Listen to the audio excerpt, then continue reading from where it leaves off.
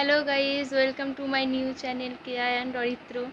তো তোমরা কেমন আছো? আশা করছি সবাই ভালো আছো। আমিও খুব ভালো আছি। আর তোমাদেরকে রথযাত্রার শুভেচ্ছা। খুব এনজয় করো এই দিনটাতে। আমিও ভাবছি একটু ছেলেকে নিয়ে মেলায় ঘুরে আসবো। তো আমার এটা ফার্স্ট ব্লগ, তো প্লিজ আমাকে একটু সাপোর্ট করো, একটু এগিয়ে নিয়ে যাওয়ার জন্য। তো আমরা রেডি হয়ে গেলাম, ছেলেকেও রেডি করিয়ে নিলাম। ও একটু স্টাইল করে দাঁড়ালো, ছবি টবি তুললো। তো এবার আমরা দেখি যাই। তো দেখো রাস্তায় কত রথ নিয়ে যাচ্ছে বাচ্চা বাচ্চা ছেলেগুলো।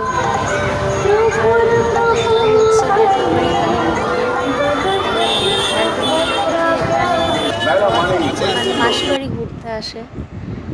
তো তারপর আমরা মেলায় প্রবেশ করলাম। তো এত ভিড়, মানে প্রচুর পরিমাণে ভিড় ছিল। আর রবিবার ছিল যেহেতু, মানে আরও ভিড়টা বেশি বেড়ে গেছিলো। তো দেখো এখানে একটু ঘোরাঘুরি করলাম মেলার মধ্যে। তো তারপর ছেলে এটা নেবো ওটা নেবো করছিল। তারপর নাগরদোলা চাপলে একটু। তারপরে দেখো মালাই, এটা খুব সুন্দর খেতে, মানে ছেলে খেয়েই যাচ্ছে। তো বলছে কি আরও খাবো আরও খাবো, এরকম ব্যাপার। তো তারপর আমরা মেলা থেকে বেরিয়ে আসলাম। তারপর দেখছি রথ যাচ্ছে। তো আমরা একটু রথের রশি ধরে টানলাম, কারণ বলে এটা ধরে টানতে হয় রথের রশি ধরে। তো প্রভু জগন্নাথকে প্রণাম টনাম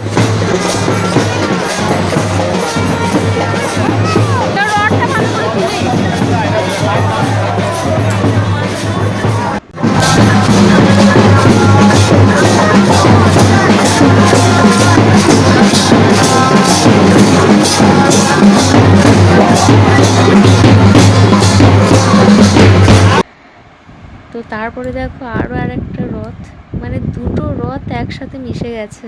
তো প্রচুর ভিড় হয়েছিল। এদিকে একটা আসছে তো আরেকটা ওদিকে আসছে, এরকম।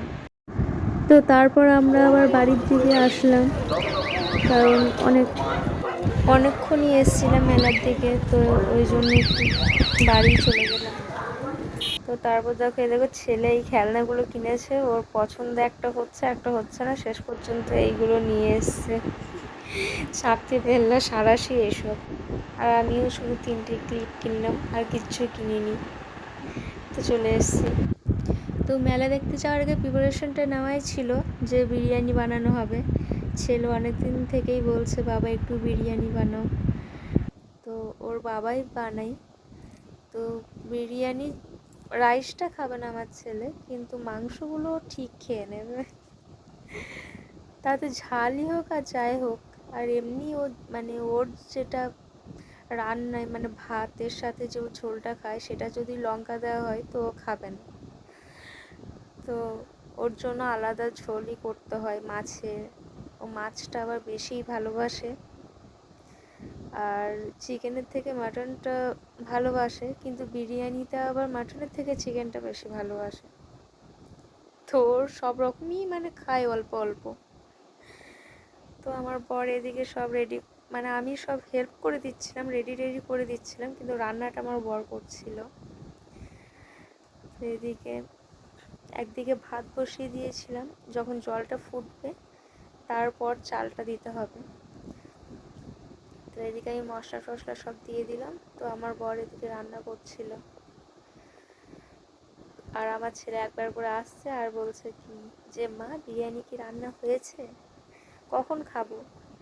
মানে ও গন্ধ এত ভালো পায়, তুমি যদি পাশ থেকে যদি একটু কিছু নিয়ে যাও তো বলে দেবে যে কি নিয়ে যাচ্ছে। তো আরেকদিকে প্রেসারেও একটু আলুটা সিদ্ধ করে নিয়েছিলাম। তো তারপর মাংসটা একটু সিদ্ধ হয়ে গেছে।